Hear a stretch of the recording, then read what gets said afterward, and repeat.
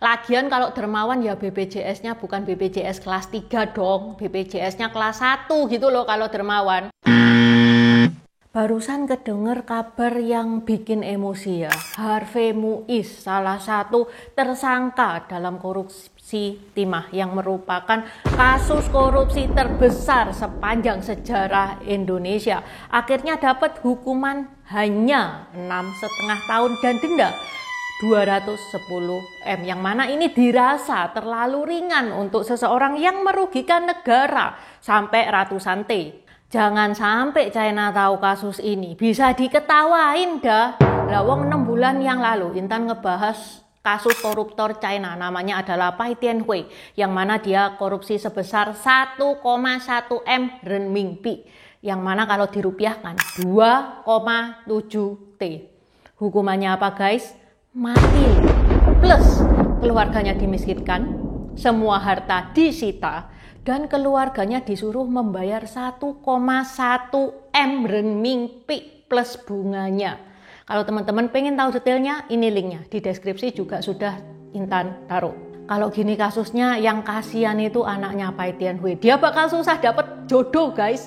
Siapa coba yang mau dinikahi sama orang yang punya utang 2,7 T, which is susah untuk dilunasi?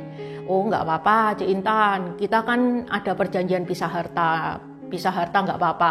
Loh itu guys, Pai Tianhui kalau anaknya tidak mampu melunasi hutang ayahnya ya 1,1 M renminbi plus bunga, bakal nurun ke anaknya. Itu memang programnya pemerintah China menyengsarakan anak cucu keturunannya koruptor. Ya oke lah, andai kata pisah hartanya teman-teman gak ke otek gitu ya. Tapi kan ntar kita mikir ke anak, kasihan anaknya, belum apa-apa sudah disuruh nanggung utang triliunan. Emang kalian mau punya anak yang mana anaknya akan nanggung utang dari kakek moyangnya? Kasihan anaknya ya kan? Lah terus ini kok berbanding terbalik dengan apa yang terjadi dengan Harvey Muiz. Kenapa Harvey Muiz malah dituntut ringan? Plus kasusnya Harvey Muiz itu sebenarnya kayak gimana? 大家好，我叫Intan，欢迎来到我的频道 Dynasty。 Kaos yang Intan pakai ini kaos Xinjia ya, gambar ular kayu, karena tahun depan itu tahun ular, unsur kayu. Kalau teman-teman mau order ini masih nutut, apalagi teman-teman yang di Jawa ya, ini masih bisa datang sebelum Xinjia. Kalau teman-teman yang di luar Jawa bisa sih datang sebelum Xinjia, tapi bakal ngepres banget. Kaos yang Intan pakai ini warna merah salmon. Tapi teman-teman nggak usah khawatir, warna merah tua juga ada, size kit juga ada. Selain ular kayu, ada juga custom marga. Bisa custom marga sesuai marga teman-teman. Untuk custom marga ada berbagai efek. Ada yang efek emasnya ini berkilau ya. Ada efek glow in the dark, kalau malam fosfornya itu nyala. Ada juga efek rainbow, kalau kena cahaya keluar hologramnya. Kalau teman-teman nggak mau yang aneh-aneh tanpa efek pun juga ada. Selain custom marga dan ular kayu, ada juga gambar tokoh-tokoh Tiongkok seperti Hakim Pao, Kera Sakti, Konfusius, Kaisar pertama Tiongkok Qin Shi Huang, tokoh Samkok juga lengkap mulai dari Guan Yu, Zhuge Liang, Cao Zhelong, 3 bersaudara, 5 jenderal macan, Dr. Hua Tuo, sampai antagonisnya Cao Cao dan Liu Bu juga ada. Segera di check out sebelum tanggal 12. Available di Tokped sama Shopee, yang linknya ada di deskripsi. Okay, let's start!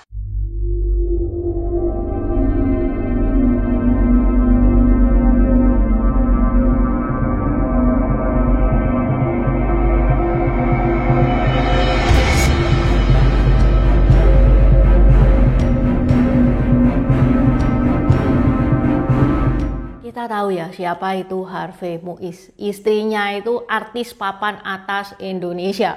Sejak bulan Maret kemarin sudah heboh banget kabarnya dia, yang mana dia terlibat dalam salah satu korupsi terbesar di Indonesia. Lah, masalahnya kok bisa ya dia merugikan negara itu sampai dengan ratusan T.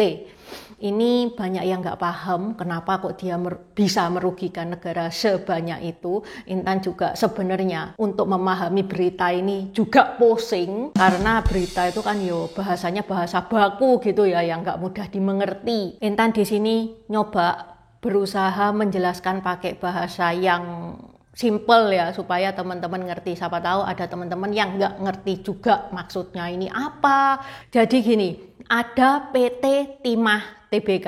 PT Timah Tbk adalah perusahaan resmi punya negara. Dia domisilinya di Bangka. Kita sejak SD sudah diajari ya bahwa sumber daya alam itu dikuasai oleh negara, termasuk timah. Jadi di Pulau Bangka mestinya menurut undang-undang yang berhak menambang timah, ya PT Timah ini PT punyanya pemerintah. Mestinya secara undang-undang kayak gitu.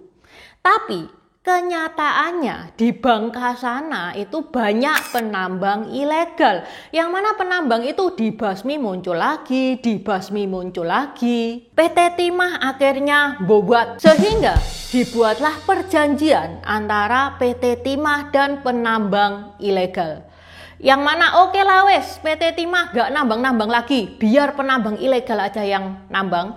Tapi dengan syarat penambang ilegal harus ngasih hasilnya ke PT Timah dengan harga yang sudah disetujui kedua belah pihak. Ini juga jadi win-win solution bagi PT Timah dan penambang ilegal. Karena dari sisi penambang ilegal, dia juga happy dong, produknya yang ilegal jadi legal, dia kerjanya jadi tenang, iya kan? Plus apalagi harganya dimainin. PT Timah happy, penambang ilegal happy, tapi negara nangis, negara boncos karena harganya nggak wajar. Sampai sini jelas ya. Lah terus gimana Harvey Muiz itu bisa terlibat? Harvey Muiz itu kan pengusaha, dia bukan pegawai negeri atau seseorang yang bekerja di pemerintahan. Jadi ceritanya, menurut CNBC, Harvey Muiz itu punya saham di PT Refine Bangkatin, tak singkat PT RBT ya guys ya. PT RBT itu perusahaan pemurnian timah. Harvey Muiz tahu sistem kerjanya PT Timah seperti itu, dia mendatangi PT Timah, disambut sama Reza Pahlavi. Harvey Muiz mewakili PT RBT ini mau ikutan main. Diajaklah Reza untuk bekerja sama.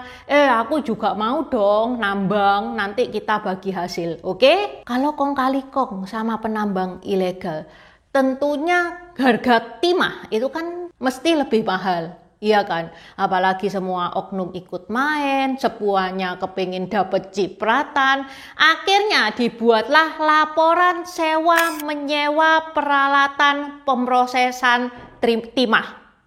Yang nyatanya nggak ada itu, sewa menyewa itu tidak ada. Terus mereka itu dalam laporannya sewa menyewanya itu kemana? Ya ke PT RBT ini. Lah terus masa dari laporan fiktif aja sampai kerugiannya 300 T. 300 T itu bukan dikantongin Harvey Muiz seorang diri, enggak ya guys ya. Itu yang pertama, banyak oknum yang terlibat. Lah kenapa kok Harvey ini paling menonjol? Ya karena dia public figure. Sebelum kasus ini dia juga sudah terkenal dengan citra yang sangat baik. Plus ini adalah kasus korup terbesar di Indonesia sepanjang sejarah. Yang kedua, 300 T itu guys, itu bukan cuman kerugian materi doang. Selain kerugian materi, ini juga dihitung kerugian ekosistem. Yang mana aktivitas penambangan ilegal ini merusak lingkungan yang lumayan parah. Jadi 300 T itu sudah akumulasi dari kerugian semuanya. Ini garis besarnya kayak gini. Intan nggak jelasin terlalu lengkap karena kalau terlalu lengkap nanti teman-teman tambah bingung. Terus kalau terlalu lengkap bisa sejam ini Intan ngoceh di sini. Di persidangan Harvey Muiz itu merasa bahwa dia adalah korban. Anak-anakku Rafa dan Mika, Papa bukan koruptor. Papa bukan pejabat yang bisa menyalahgunakan wewenang. Papa tidak pernah dituduh dan terbukti mencuri apapun, apalagi uang negara. Tadi kan Intan bilang ya, menurut CNBC, Harvey itu punya saham di PT RBT. Tapi di persidangan Harvey bilang enggak. Dia nggak ada sangkut pautnya sama PT RBT dan dia mewakili PT RBT ini karena membantu teman. Itu alibinya Harvey Muiz. Yang kedua, Harvey juga mempermasalahkan rekening istrinya yang diblokir sama pemerintah karena ada perjanjian pisah harta antara Harvey Muiz dan Sandra Dewi, itu yang pertama. Dan yang kedua, Harvey Muiz tuh bilang dia nggak pernah ngasih duit ke Sandra Dewi. Nah loh, wanita tercantik di Indonesia pada masanya mau loh dinikahi sama orang yang nggak ngasih dia duit. Nah, dua statement tadi itu sudah dibilang statement Harvey Muiz yang konyol gitulah ya, yang nggak masuk akal. Ditambah lagi, kuasa hukum Harvey Muiz itu juga nggak kalah konyol. Dia bukannya ngasih bukti valid, membuktikan kalau Harvey itu nggak korup gitu ya. Dia malah menghadirkan saksi-saksi, yang mana saksi-saksi itu tentu saja ya berusaha membela Harvey Muiz. Dengan cara apa? Dengan cara mengatakan bahwa Harvey Muiz adalah dermawan. Dermawan ya dermawan, Ma. Ini lain cerita, nggak ada hubungannya. Kalau masalah dermawan-dermawanan, Pablo Escobar juga dermawan. Pablo Escobar itu mafianya Kolombia ya, dia terkenal banget di seluruh dunia. Pablo Escobar ini sampai ngebikin kawasan, namanya adalah Barrio Escobar. Dulunya itu kawasan kumuh. Yang tinggal di sana itu pasti orang-orang miskin. Dan rumahnya itu nggak layak semua. Sama Pablo Escobar, satu kawasan itu dibangun. Satu keluarga dikasih satu rumah yang layak huni. Ada kamarnya, ada toiletnya, tempat tinggal yang sangat proper. Satu kawasan itu guys, dikasih rumah satu persatu. Makanya sampai Pablo Escobar itu nggak bisa ditangkap karena dia dilindungi oleh warganya. Semua pada gak pengen kalau Pablo Escobar ditangkap. Intan dulu pernah lihat di Netflix-nya. Cuman Intan lupa judulnya apa. Bagus ini ceritanya Pablo Escobar. Kembali ke topik. Intinya, dermawan ya dermawan. Gak bisa dijadikan alasan untuk meringankan hubungan seseorang. Lagian kalau dermawan ya BPJS-nya bukan BPJS kelas 3 dong. BPJS-nya kelas 1 gitu loh kalau dermawan. Lagi pula ini BPJS-nya itu sudah kelas 3 nih ya. Kelas 3 itu untuk masyarakat miskin guys. Kelas 3 itu ada dua tipe, PBI sama Mandiri. Yang Mandiri itu masih bayar. Per bulannya itu 35.000 kalau nggak salah ya. PBI ini gratis. Harvey Muiz dan Sandra Dewi, istrinya, tercatat BPJS-nya itu kelas 3 yang PBI. Kebacet gak sih? Oh itu mungkin Sandra Dewi sama Harvey Muiz itu buat punya-punyaan doang. Nggak akan dipakai lah. Pasti dia punya asuransi. Oke, kalau memang itu case-nya, oke. Minimal Mbok ya bantu-bantu negara. Kelas 1 pun nggak mahal kok, cuman 150.000 per bulannya. Untuk orang yang punya Rolls Royce, punya Ferrari, punya private jet, 150.000 per bulan itu duit apa? Iya kan? Hitung-hitung bantu negara lah. Lah wong BPJS itu rugi terus loh guys. Kasihan mestinya pemerintah. Pemasukan sama pengeluarannya itu tidak seimbang.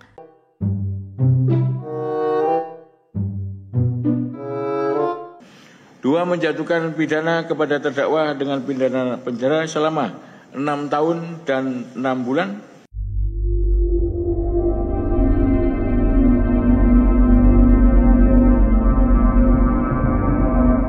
Pada hari Senin 23 Desember, hakim itu ketok palu dan memvonis Harvey Muiz dengan hukuman 6,5 tahun penjara dan denda 210 M.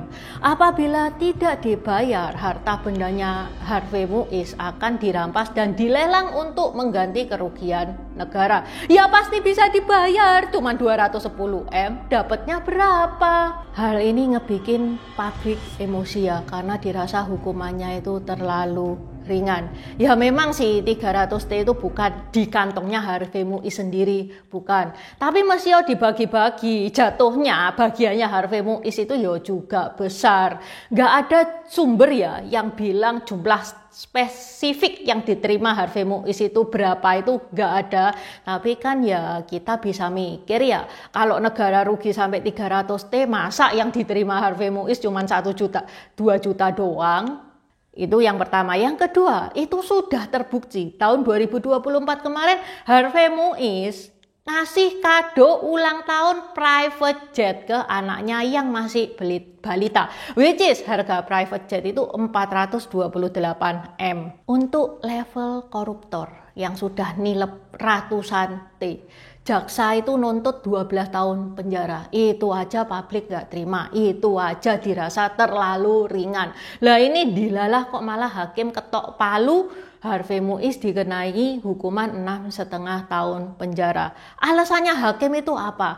Yang pertama, karena Harvey Muiz sopan selama persidangan. Buset, ini alasan utama loh guys. Perasaan terpidana mati lainnya juga sopan-sopan, tapi ya tetap dihukum mati.